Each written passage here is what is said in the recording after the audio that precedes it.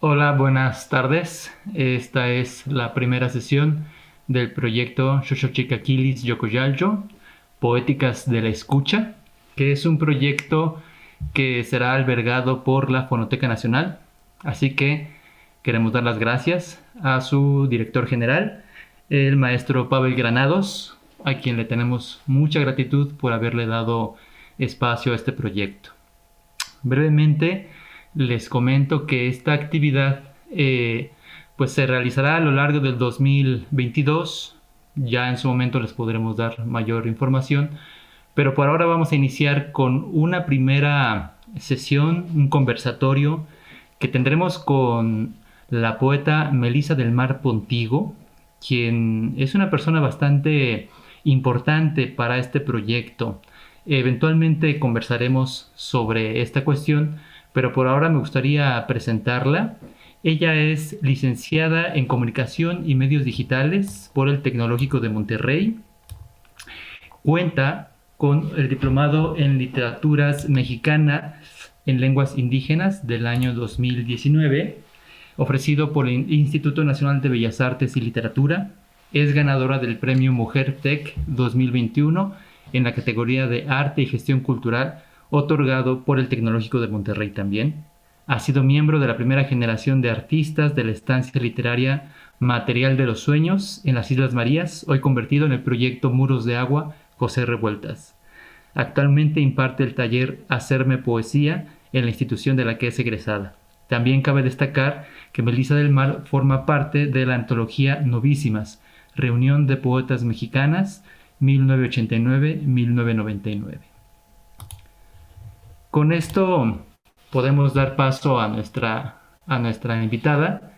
Y bueno, pues, ¿qué tal, Melisa? Gracias por estar aquí. Muchas gracias por la invitación, muchas gracias también por la presentación y estoy muy emocionada de dar inicio a esta serie de charlas y de diálogos porque me parecen fundamentales. Gracias, Melissa. Vamos a iniciar brevemente con unos pequeños antecedentes de este proyecto. Eh, el antecedente directo es la escritura de un libro mío que se llamó Toshochicaquilis, Nuestra Escucha Florida.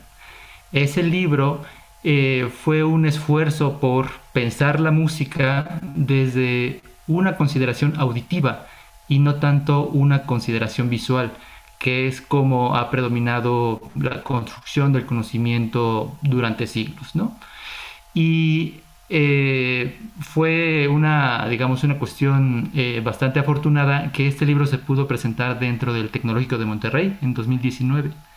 Y para mi sorpresa, pues allí fue donde yo conocí a Melisa del Mar, quien a su vez tenía preparada una sorpresa más, que era que ella había conocido el libro y algo que yo no me esperaba era que este libro, que reúne aproximadamente 3.000 vocablos en lengua náhuatl, los cuales hacen referencia directa e indirecta a la música, al sonido, a varias dimensiones que constituyen, digamos, nuestra cualidad perceptiva, auditiva. Bueno, ese libro con esos 3.000 vocablos a ella le había servido para producir a su vez espontáneamente un poema, ¿no? Y eso a mí me dejó una grata impresión y al grado que allí entendí que ese libro, y no propiamente el libro, sino el potencial de la lengua indígena, cuando es, digamos, explorada desde dimensiones poco conocidas, pues puede servirle a los artistas que están en la creación y viven su vida a través del arte, pues este libro les podía servir. Y por eso les vamos a compartir un fragmento de este evento que fue en 2019, en octubre de 2019. Y bueno, vamos a ver qué impresiones les genera. Para mí es importante porque se relaciona íntimamente con el proyecto, porque es una ventana hacia el proceso poético en tiempo real, ¿no? Ya después Melissa nos dirá cuál fue el devenir de ese poema. Me parece que está, digamos, tiene elementos que están presentes en algunos poemas que yo he identificado, pero bueno, vamos a verlo y regresamos con ustedes. El segundo poema que les voy a leer es el que escribí a partir de trabajar el texto. Es importante mencionar en este punto que lo que voy a leer, las palabras que están aquí en este poema, pertenecen al libro. Yo, como no soy hablante de la lengua, no podía trabajar a partir de lo que está escrito en náhuatl, pero me llamaba mucho la atención el significado que se le daba a algunas palabras, porque en esos significados había poesía. Entonces me dediqué a acomodar estos significados de tal manera que se generara algo nuevo. El poema se titula De lenguas vivas. Escuché de noche a la casa desamparada que no se habita, morada para la salvación de almas. Era el aliento de Cristo, que aún no ha sido nombrado, pero se escucha. Diosas carnales provocan cantos llanos, hundidos como en la sepultura del tiempo, cuando el sol, que vino de otra parte, se queda a dejar memoria de sí para el nuevo Adán que ya se oye nacer. Truena el hilo de lo que otros hacen, mandan a llorar a la tarde, y caminos vírgenes se forman. Ya vendrá el guijarro a señalar el cierzo que habrá de parir nuestro encuentro. Entonces se hinchan los carrillos, se adornan las narices, se echan suertes y sacrifican labios. Así brota la historia antigua entre dichos viejos, que se conciben ahora en tu vientre, palabra preñada, sonar de lo que se huella. Ya la leña verde cruje cuando le echan fuego y no quiere arder, cuando el que da voces llama a otros, en ecos risueños de una habitación vacía. Nuestro suelo no nació en la tierra, hoy en remansos lo sabemos. Su voz, la nuestra, es el ruido del chorro de agua que cae sobre otro. Somos agua, como la lengua, fluyendo y viva. Bueno, Melissa, pues me gustaría pues conocer de ti qué fue de ese poema, qué pasó con ese poema, etcétera. Recuerdo que la primera vez que estuve en presencia de tu libro, de tu investigación, fue a través del profesor José Manuel Suárez Noriega del Tecnológico de Monterrey. Él estaba al tanto de que en ese momento yo estaba cursando un diplomado en literaturas mexicanas en lenguas indígenas y me comentó que posiblemente podía ser un libro que me interesaría, ¿no? Entonces me invita a la presentación del libro y me dice, considera si te gustaría o si te sientes lista para presentarlo con el resto del panel, ¿no? Lo empecé a leer, me pareció fascinante por distintos motivos y a la hora de preparar mi comentario para la presentación del libro en el campus Estado de México, no pude sino transformar lo que estaba leyendo en un poema, sobre todo porque las definiciones de cada una de las palabras, de cada uno de estos vocablos, me resultaban sumamente poéticas. Entonces, en realidad lo que yo hice para la generación de este poema fue utilizar por completo la referencia del significado de cada palabra para transformarlo en un texto poético. A mí fue algo que me llamó bastante la atención, insisto, porque habían definiciones sumamente poéticas y es también interesante anotar que muchas de estas definiciones están si es que no me equivoco, están en propias palabras de sus hablantes, ¿no? En algunos casos dentro de este libro, según recuerdo, las definiciones corresponden a cómo se concibe desde el pensamiento de la persona hablante, ¿no? Y cuando me enfrento o cuando estoy frente a estos vocablos y sus definiciones, me resultan sumamente poéticos y no pude sino transformarlo en un poema que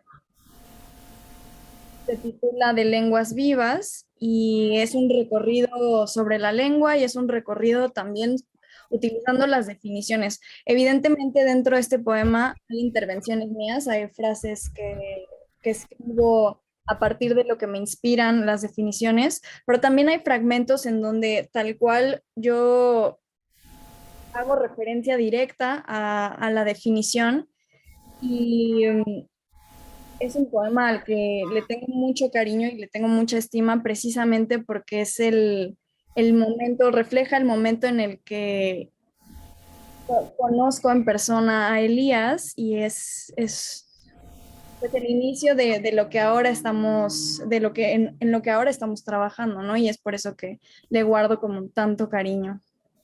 Gracias, Melissa. En efecto,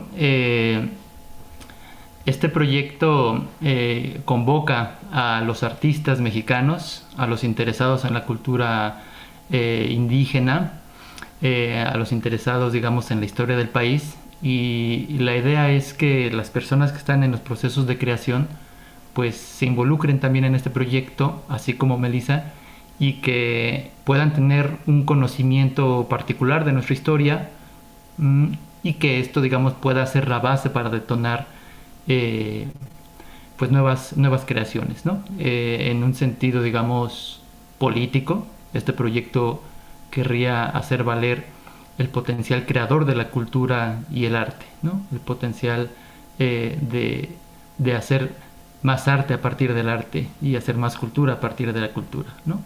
Por eso la presencia de Melissa aquí es muy importante, porque ella fue el germen de todo esto, ¿no? Al tomar con plena libertad los vocablos en lengua indígena y a partir de allí producir, ¿no? Pero Melissa, me gustaría también conocer cómo es, en tu modo de ver, cómo se representa un artista joven como tú, cómo se representa el mundo indígena, cómo se representa a las culturas autóctonas, sobre todo pensando en que las dinámicas culturales pues pueden o no dejarlas ver o dejarlas ver de un modo, digamos, pues politizado, ¿no? Como un artista que está en la creación poética se enfrenta a este mundo histórico.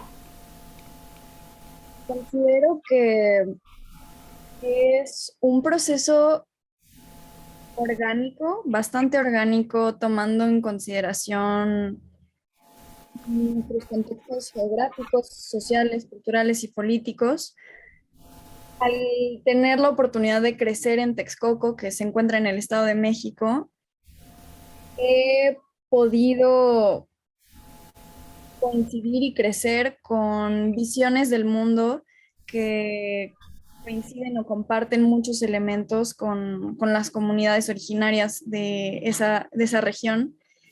Y para mí es muy natural el compartir, pues precisamente el haber crecido con estas visiones del mundo y con estas grandes narrativas, incluso con estos espacios que significan, estos espacios físicos que significan bastante para las comunidades. Y, por ejemplo, si hago memoria, se, creo que cuando estaba en tercero o cuarto de primaria, una de las tareas era escribir un poema precisamente en español y tener acompañamiento con algún traductor para precisamente hacer esta traducción al náhuatl. Y yo estaba en cuarto de primaria, me parece, cuando sucede esto en Texcoco, y entonces considero que desde ahí se marca un punto de partida en donde hay, hay una convivencia muy importante. Por supuesto, yo debo de reconocer que no soy hablante de ninguna lengua originaria, tengo un pleno y profundo interés en ellas y en conocerlas, en escuchar sobre todo estas visiones del mundo, pero sí me parece prudente mencionar que no soy hablante de ninguna de estas lenguas originarias, pero el hecho de compartir geográficamente este espacio y coincidir en la zona que habitamos, me parece que es ya un gran elemento de coincidencia. Y si nos damos la oportunidad, como no hablantes de la lengua, de escuchar estas visiones, de compartir y generar espacios para el diálogo, para la escucha activa, para la comunicación eficaz, creo que podríamos caer en cuenta de que nuestras visiones, de que nuestras narrativas, de que nuestros puntos de coincidencia son mucho más que nuestros puntos de diferencia, ¿no? Ujú. Digamos, posteriormente has hecho, digamos, una elaboración en torno a un concepto que es bastante importante en tu poesía, que es el de habitarse, ¿no? El de crear un hábitat, ¿no?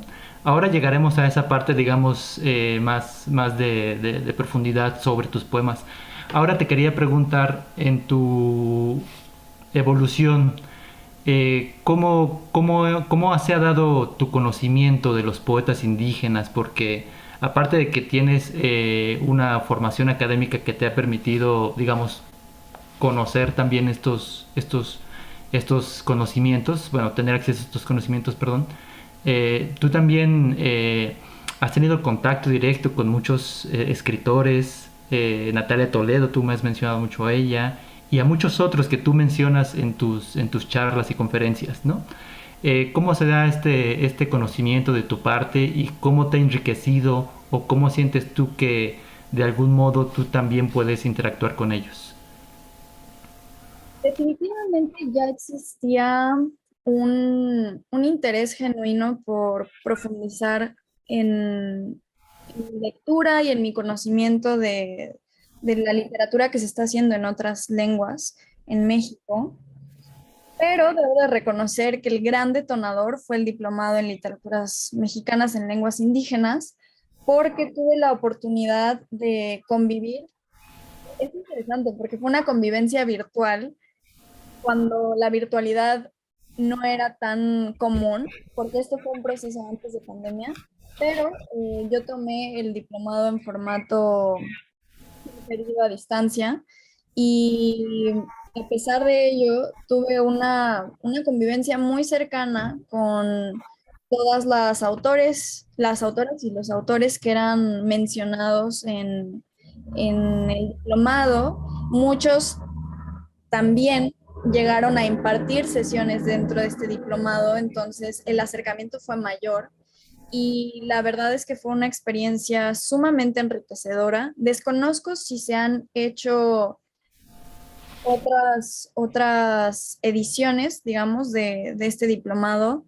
En caso de que salga pronto alguna convocatoria, abiertamente y profundamente recomiendo a la comunidad que nos está escuchando que considere el tomar este diplomado si estos son temas que les interesan porque la cantidad de conocimiento, la cantidad de visiones del mundo, la cantidad de referencias y de textos de los cuales se hablan, pues es inmensa y creo que esa fue la oportunidad para darme cuenta de, por ejemplo, muchos privilegios que yo tengo que a lo mejor escritoras y escritores en lenguas originarias no tienen, por ejemplo, o de caer en cuenta de realidades que como no son las mías, no estaba tan familiarizada y el tener esta oportunidad de coincidir con tantas personas que están escribiendo en sus propias lenguas, pues fue revelador y creo que fue un proceso que me generó completa por otras autoras y por otros autores. Y la verdad es que me siento muy afortunada porque ahora me gusta pensar que una relación pues bastante amigable y bastante cercana con varias de las autoras y varios de los autores que llegamos a leer dentro de este diplomado, entre las cuales se encuentra, por ejemplo, Natalia Toledo o Nadia López, a quienes conocí a partir del diplomado, pero con quienes he mantenido una relación después del mismo, y es algo que me emociona mucho. En realidad, si es que se vuelve a impartir este diplomado, les recomiendo abiertamente que lo tomen. Incluso yo consideraría volver a asistir al diplomado ya quizá en un formato presencial, o educativa, no lo sé, dependiendo de la situación de ese momento, pero es una experiencia que me ha cambiado la vida, que me ha abierto muchas ventanas, muchas puertas y definitivamente los ojos, y me ha sensibilizado pues la escucha, ¿no? El oído. Entonces, sí, definitivamente creo que ese es el momento clave para entender mi, mi interés y mi relación ahora con el mundo de la literatura mexicana escrita en lenguas originarias o en lenguas indígenas. Claro, qué interesante.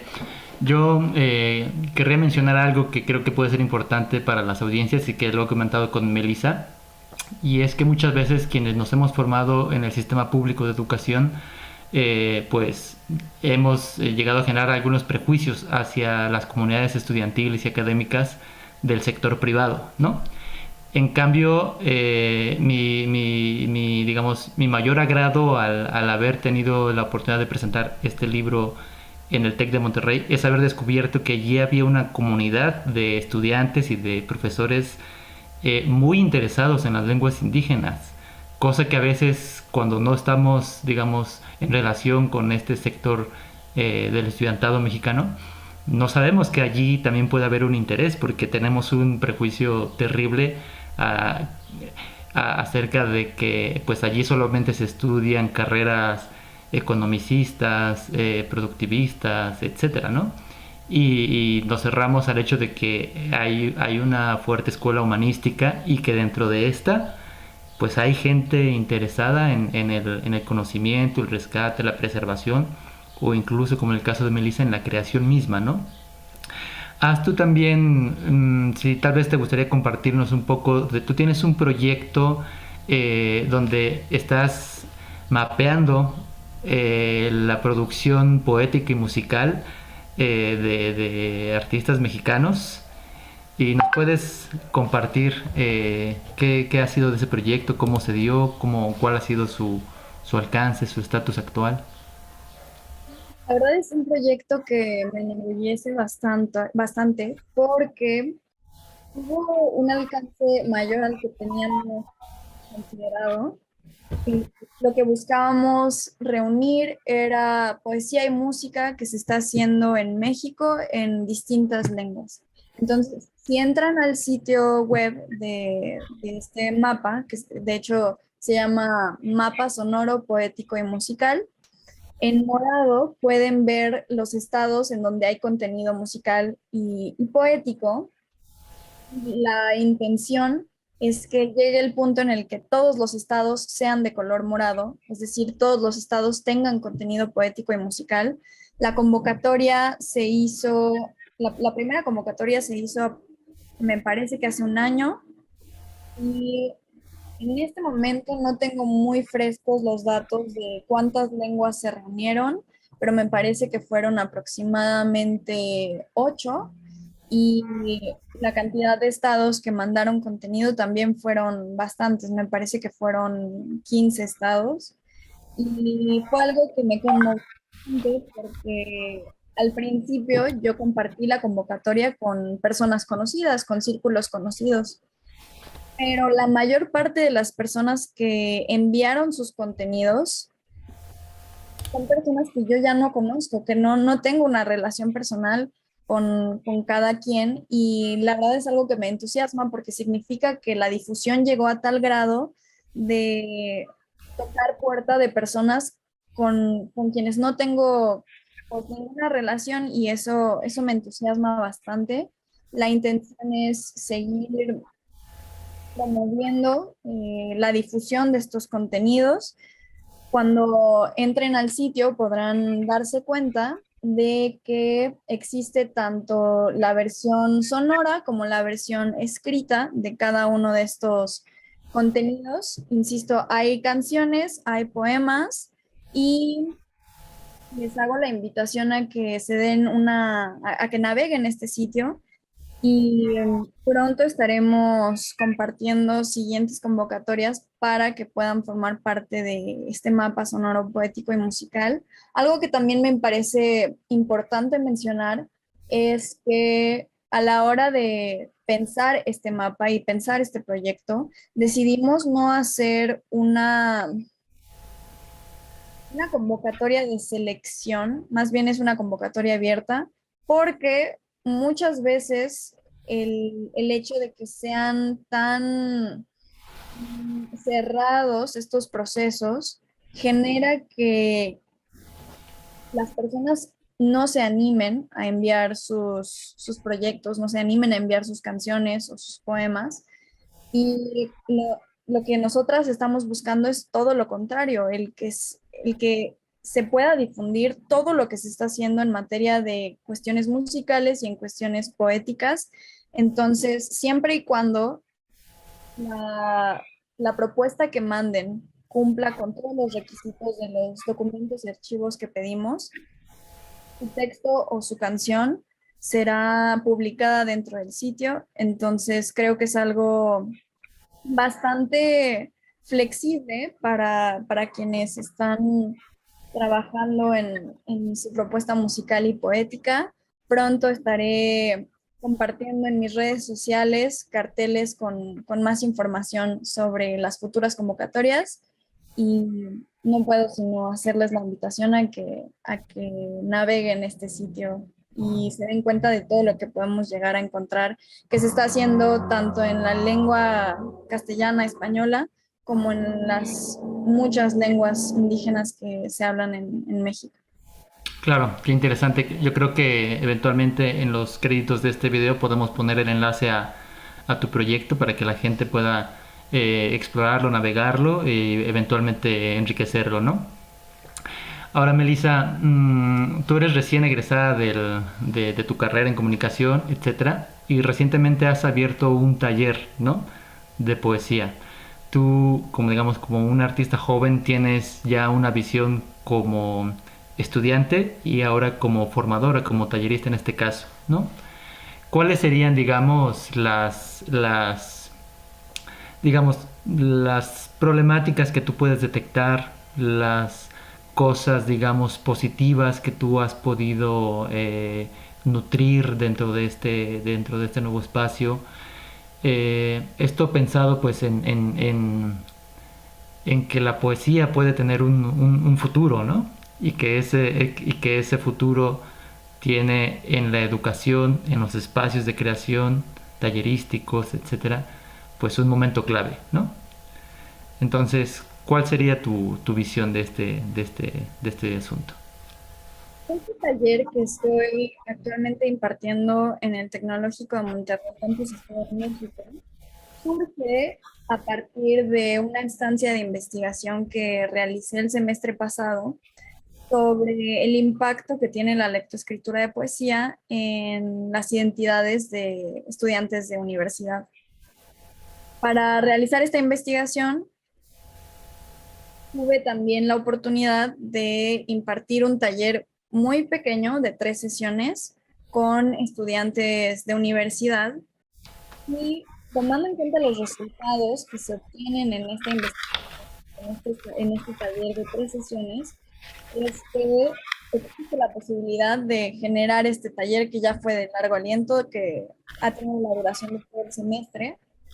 Y algo que comento dentro de esta investigación, que para mí es uno de los principales hallazgos, es la capacidad que tiene la poesía de permitir a la persona reescribirse y reaprenderse y habitar su persona, su cuerpo, desde otras miradas. Algo que, y lo menciono, porque el semestre pasado en las sesiones, y fue algo que también sucedió en el semestre, en este semestre, es que la mitad de mi grupo eran deportistas normalmente dentro de la comunidad existe el estereotipo de que las personas deportistas quizá están menos involucradas con sus emociones, que quizás son menos sensibles, que expresan menos lo que sienten, lo que piensan.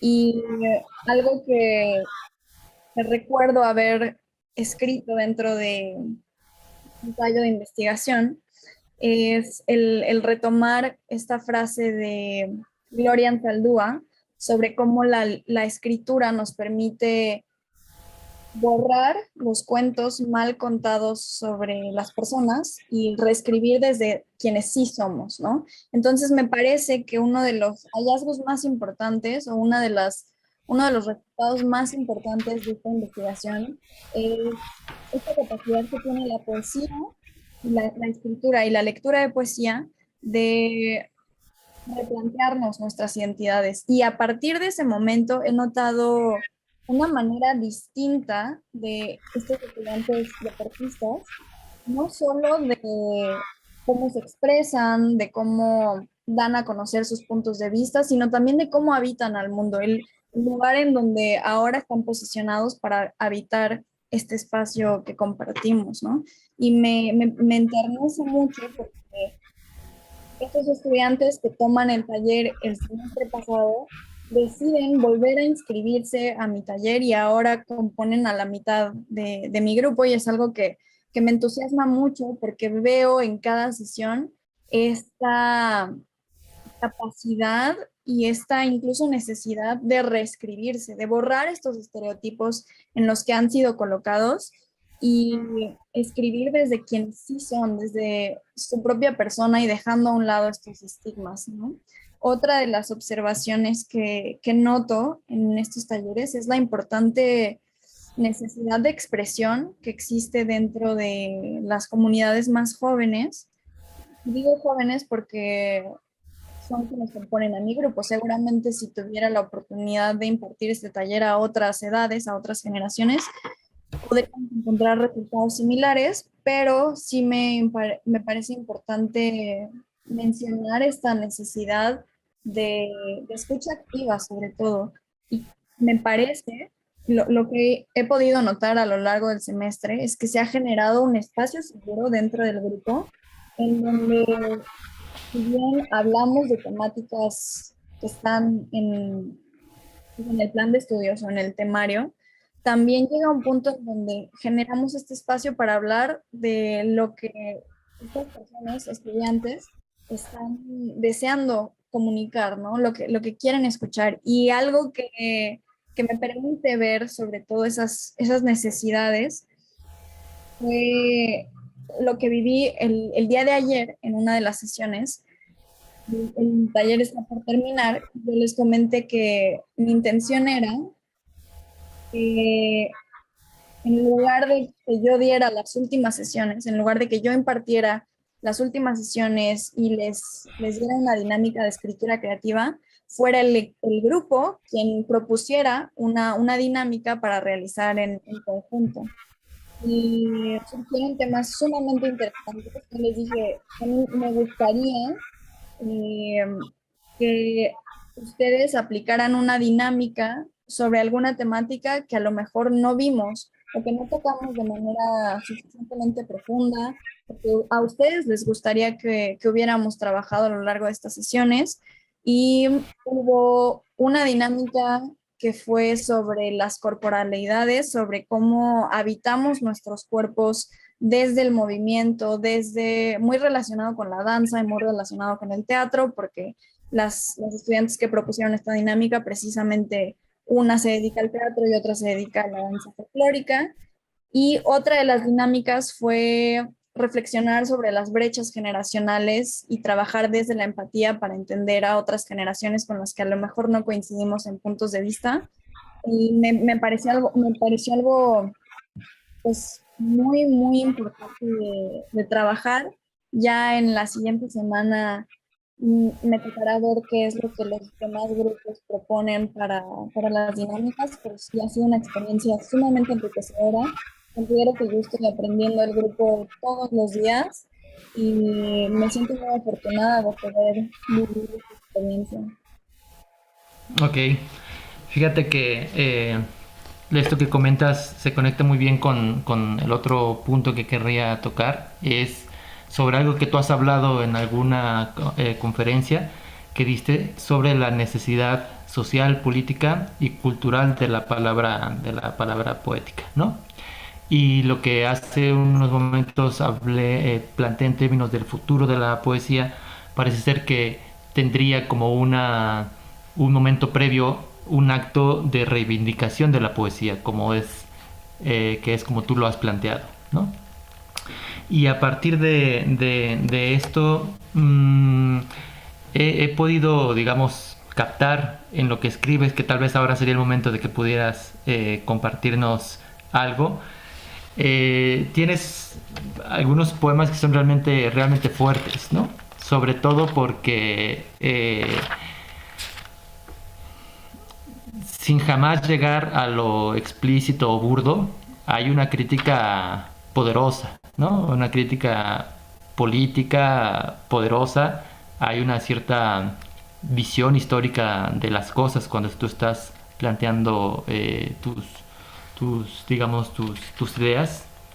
Y hay un poema que a mí en particular me resulta más atractivo, aquel en el que te centras en la figura de Cristo, ¿no? Creo que es un lugar políticamente incorrecto, pero a partir de allí tú creas algo que es profundamente reivindicativo, ¿no? Te dejo en libertad de que quisieras compartirnos algún fragmento del poema o que quieras hablar de él primero, como gustes. Y de hecho, ahora viendo en perspectiva este proceso creativo, me doy cuenta de que he estado trabajando en los últimos años en varios poemas que retoman narrativas de la tradición judeocristianas y en ocasiones cuando he tenido la posibilidad de leerlos en voz alta en eventos de poesía, me hacen el comentario de, es que no sabía que tú eras tan religiosa, ¿no?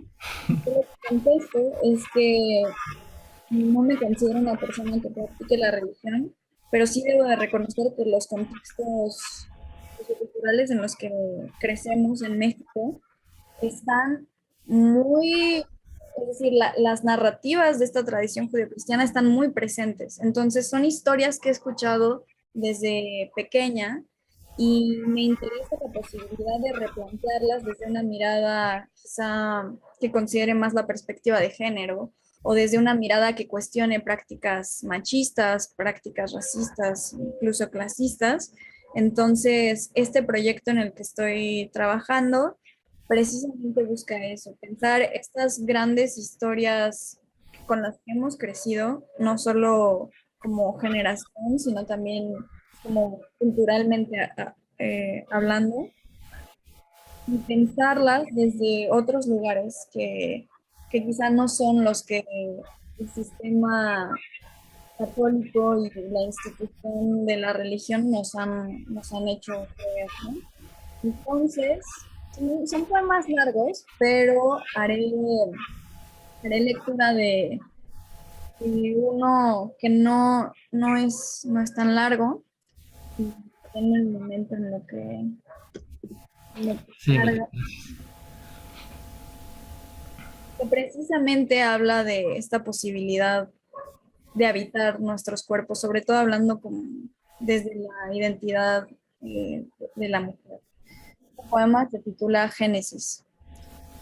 Una voz me dijo al oído cuando nací en silencio de la entraña de la tierra: todos los males del mundo se harán en tu nombre. Mi nombre verdadero. Así nací con culpa entre tinieblas y abismos, sin saber por qué cubrir el cuerpo y callar el duelo. El único pecado original, mi vientre como ofensa, ha sido señalado por hoy en el celaje que de mi brote terminó. Entiendo que mi herencia es carne para saberme mañana de venir al viento. Cada lamento regresa siempre a mi nombre.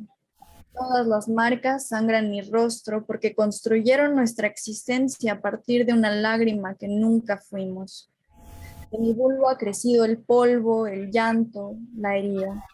Sí, de mi grieta escaparon langostas, pero lo que nos plaga no es mi cuerpo, sino el verbo que busca separar al agua, cuando somos una gota en la huella que nos hermana. Derramada en mí basta con la lluvia para llenar la hendidura. Es verdad, me perdí en una cueva que lejana nunca fue mi casa, pero ahora me sé la sierva que buscando agua encontró en la palabra su reflejo. Les digo que soy más que llanto y silencio, silvestre como ellas, hierbas curanderas que escriben en conjuros de lengua libre lo que habrán de saber las que habitan este monte, donde también florecen laureles. Fluyo en mí como ya todos los mares lo han hecho y me hundo en la llaga para ahogarme hasta volver a existir. Me parió la palabra que me invoca, en donde crezco brote en el yermo, la tierra prometida, el Edén que siempre hemos sido sin necesitar ser aradas. Como otras me llevan, buscan la palabra, sabrás encontrarnos a raudales entre el rosal y el tronco, anunciadas en zarzas ardientes. De montañas de gris ideas, sabrás que estamos sepultadas, siendo también caverna que se levante sobre el suelo para gestarte. En esta resurrección dirás mi nombre, que tú no te conoces y todos los nombres que soy. Al pronunciarme con el verso que me invoca, te será susurrado lo que ya sabías. Y nosotros arden todos los mares. No soy ni fui pecado. Que no nací de un fragmento, no me yergo mitad, ni gracias a un hueso costilla soy. Entonces nos verás desdoblar heridas en la luz menguante, urdir el corte en cicatriz, correr la memoria trazada, aullar nuestro nombre, danzar libres del estigma que una roca profesó, y aprender a hacer lo que siempre nos fue negado, evitarnos. Muchas gracias, Melissa.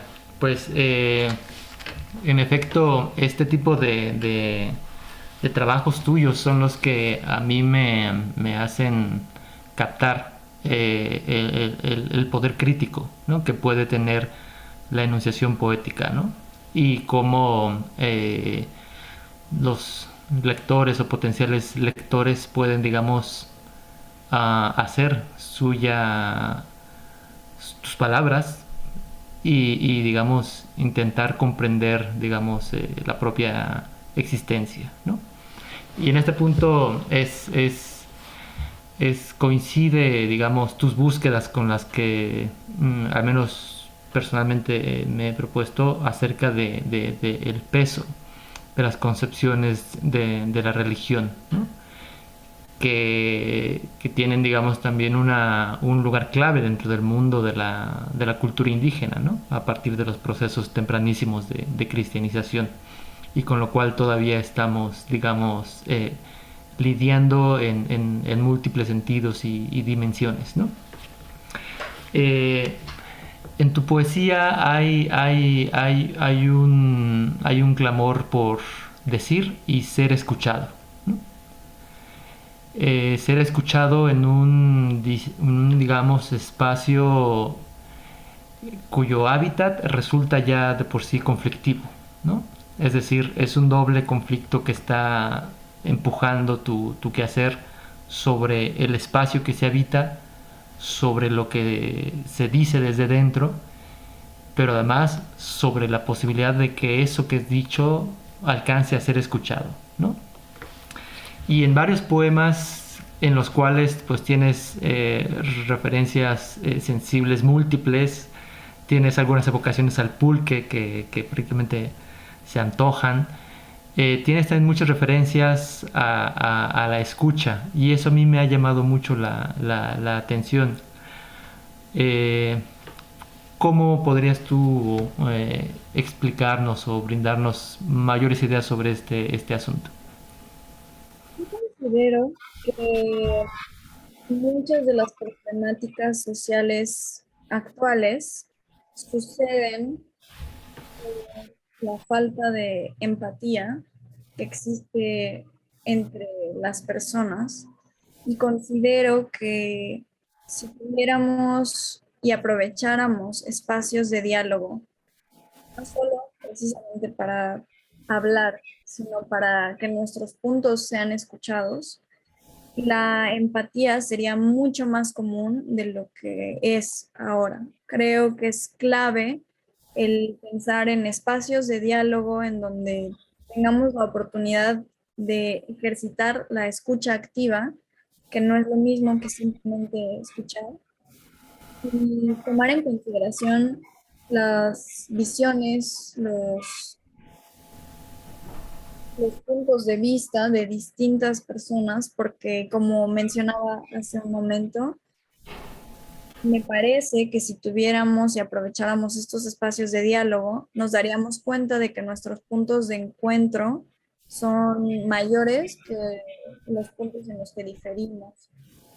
Y creo que hablo en colectivo en el momento en el que menciono la necesidad que existe de la escucha, no ya solo desde mi identidad de ser mujer, sino que hay muchas otras comunidades, muchos otros colectivos que tienen cosas muy importantes que compartir, cosas muy importantes que decir, y que quizá no solo no tienen espacios en donde puedan expresar libremente estas preocupaciones, sino que también un interés genuino por parte de quienes reciben este mensaje ser parte de la conversación. Entonces, me parece fundamental crear espacios en donde podamos dialogar, escuchar y convivir con otras visiones del mundo para poner en práctica la empatía que tanto nos está haciendo falta. Ujú, claro. Y, por ejemplo, tienes un planteamiento interesante que se vincula con todo esto, que es una frase que tú dices, que es que la poesía nos recuerda que somos seres humanos, ¿no? Y pasa en efecto por esta capacidad digamos, como tú mencionas en tus términos, ser empático, tener una escucha abierta, pero dentro de esta posibilidad de ser humanos, de humanizarnos o rehumanizarnos, aparece como un elemento distintivo la creación, ¿no? Y en este caso, pues tú lo has conducido hacia la poesía, ¿no? Hacia la creación poética. Pero tú que has trabajado también con artistas de diferentes campos y personas con diferentes profesiones también, eh, en- tú encuentras vasos comunicantes entre las múltiples formas de creación, entre no solo aquellos que producen, digamos, un proyecto multidisciplinario que ya es mucho, sino en un sentido más amplio, digamos, más cultural. Sí, definitivamente encuentro estos vasos comunicantes. Por supuesto, al estar más familiarizada con la creación poética, me es más sencillo reconocerlos dentro de el quehacer poético, pero definitivamente considero que son elementos que también están presentes en la danza, que también están presentes en la pintura, en la creación musical, en muchas otras manifestaciones del arte, y es interesante para mí como creadora poética el tener la oportunidad de trabajar en otros proyectos que quizás están más inclinados a lo musical o que quizás están más inclinados hacia el teatro, y tener la posibilidad de encontrar estos otros patrones o quizá estos otros símbolos que representan precisamente ese ejercicio de la empatía, y me parece que es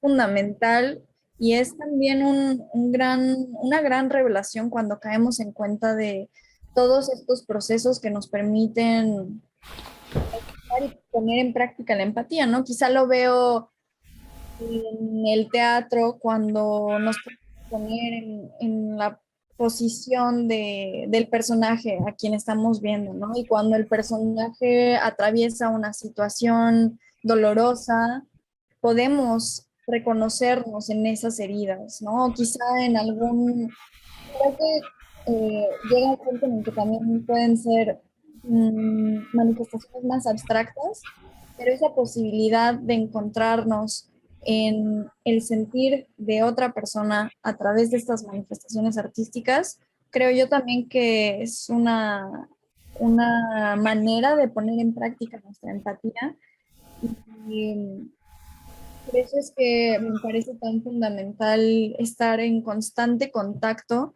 con diferentes manifestaciones artísticas, no solo como creadora, porque también debo de reconocer que muchas de mis referencias a la hora de generar un proyecto no solo vienen de la literatura, sino vienen de muchas otras manifestaciones, sino porque también es precisamente eso, una oportunidad para poner en práctica nuestra empatía hacia las distintas visiones del mundo y las distintas maneras de expresar lo que sentimos. Tienes un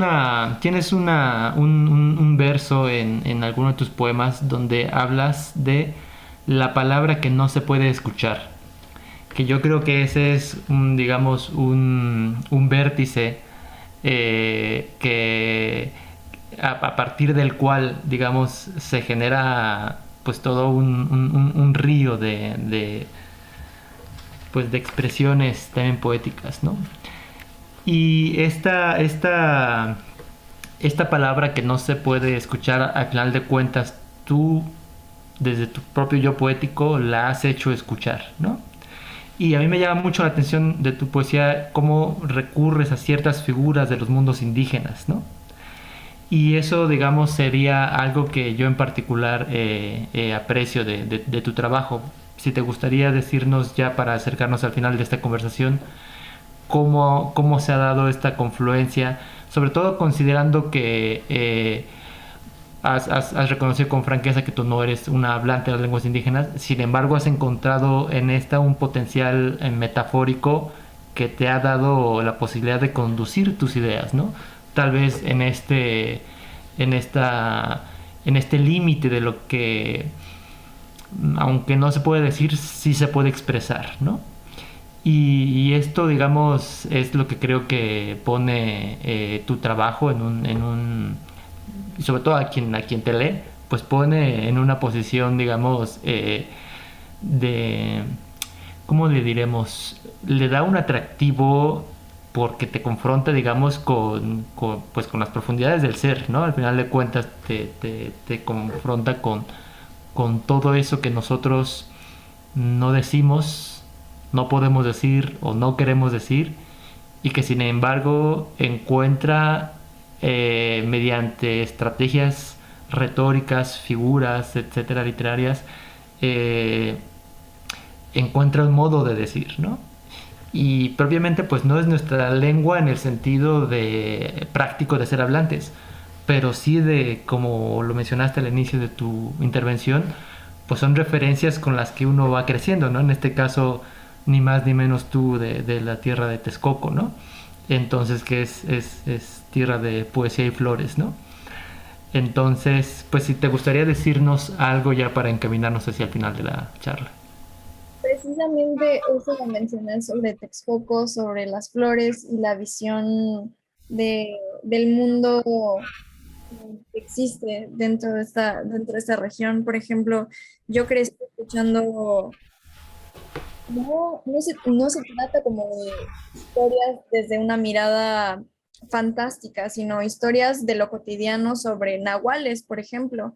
Y crecí escuchando eh, pues como recuerdos o como experiencias de vida de personas que habían tenido contacto con nahuales dentro de la región de Texcoco, en particulares cerros y demás. Y es algo con lo que he convivido desde muy pequeña. Lo mismo sucede con mi visión considero que sobre mi visión del mundo vegetal, de las flores, de los árboles, de esta, por ejemplo, hay una flor que ahora que hablábamos lo que no se nombra o la palabra que se dice en silencio. eh, Durante por lo menos 10 años de mi vida, los últimos 10 años, tuve un acercamiento y un interés muy profundo por una flor que crece en Texcoco, pero yo no conocía su nombre. Hasta hace 2 semanas que le pregunté a un amigo mío que es biólogo, y le dije, ¿cómo se llama esta flor? Porque llevo años intentando descubrir su nombre. Y una vez que me dice el nombre de la flor, pues puedo investigar un poco más sobre ella, pero reconozco que esta visión de este elemento sagrado que la flor representa, no solo para las comunidades en Texcoco, sino también ya hablando desde un punto de vista personal, eh, me parece interesante porque fue un elemento, y es un elemento muy importante dentro de mi poesía, a grado tal que escribí un poemario completo hablando sobre la presencia de esta flor de 4 pétalos. Yo no conocía su nombre y a pesar de ello era una flor de suma importancia, incluso espiritual, a grados de considerarla como algo sagrado dentro de mi visión del mundo. Y definitivamente es un elemento que considero como hereditario. Al ser una flor importante para mis abuelos, que también son de Texcoco, y cuyos padres también son de Texcoco, el tener esta herencia de las flores, pues me permite ahora a mí retomarlo y aplicarlo dentro de mis textos poéticos. Insisto, el simple hecho de haber crecido en Texcoco y convivir tanto con estas visiones del mundo, con estas narrativas que, que coinciden también con mis propias narrativas, creo que me ha permitido entender al mundo pues, como lo entiendo desde ahora y tener tanta sensibilidad por la poesía que se está haciendo en lenguas originarias. Insisto, nada me emociona más que poder aprender, por ejemplo, más sobre, pues, poder aprender a hablar, a ser hablante de náhuatl, por ejemplo, es algo que me entusiasma mucho poder lograr y seguir involucrándome con estas visiones del mundo con las que me siento tan identificada, no solo, insisto, porque me abrazaron a lo largo de mi crecimiento, sino porque me resultan sumamente interesantes y siento que mi visión del mundo es ahora mucho más similar a la de estas, pues sí, cosmovisiones, que a la de a lo mejor el cotidiano actual, que es pues una, una manera de ver al mundo muy materialista, muy continuista, muy capitalista, con la que no me siento tan identificada, ¿no? Y creo que es válido eh, pues sentir este tipo de empatía y este tipo de conexiones con estas visiones del mundo, aunque no sea necesariamente hablante de la lengua, o por lo menos que no sea mi lengua materna. Claro, Melissa, entiendo. Pues mira, yo siento que hemos hecho un recorrido bastante rico sobre el quehacer poético. Nuestra idea es que estas conversaciones, creo que no estoy seguro que van a ser así, estas conversaciones pues les sean útiles a los jóvenes creadores y de cualquier edad que estén en estos procesos porque conocen de viva voz pues el testimonio, la experiencia, la trayectoria de alguien que se ha, digamos, interesado por ampliar su mundo, ha sido pues sensible y ha intentado convertir lo que te llega, digamos, en estado natural, lo ha intentado convertir en una referencia eh, poética, ¿no? No sé si quisieras agregar algo más para despedirnos, Melissa. Me gustaría mucho agradecer este espacio de diálogo. Me emociona mucho tener la posibilidad de hablar sobre estos temas. Agradezco mucho la invitación, agradezco mucho el espacio les hago la invitación a que naveguen por el mapa sonoro, poético y musical, Claro. a que estén al pendiente de las noticias que daremos sobre este proyecto en el que estamos trabajando en conjunto Elías y yo. Y no puedo sino también hacerles una invitación a poner en práctica la escucha activa y se darán cuenta de que la empatía viene de la mano con la escucha. Claro. Pues bueno, pues muchísimas gracias, Melissa. Yo me quedo con una grata experiencia. Me encantó que hayas cerrado esta charla con la referencia a las flores, eh, porque es en un sentido metafórico también lo que ha dado pie a este proyecto, tanto al primer libro, Tosho Chicaquilis, Nuestra Escucha Florida, como a este nuevo proyecto que es Shosho Chicaquilis Yokoyalcho, ¿no? Poéticas de la Escucha. Y pues bueno, vamos a despedir con esto a nuestra primera sesión y bueno, le damos las gracias nuevamente a Melissa del Mar, a todo el personal de producción de la Fonoteca Nacional y bueno, pues nos veremos en la siguiente sesión. Muchas gracias a todos y buenas tardes.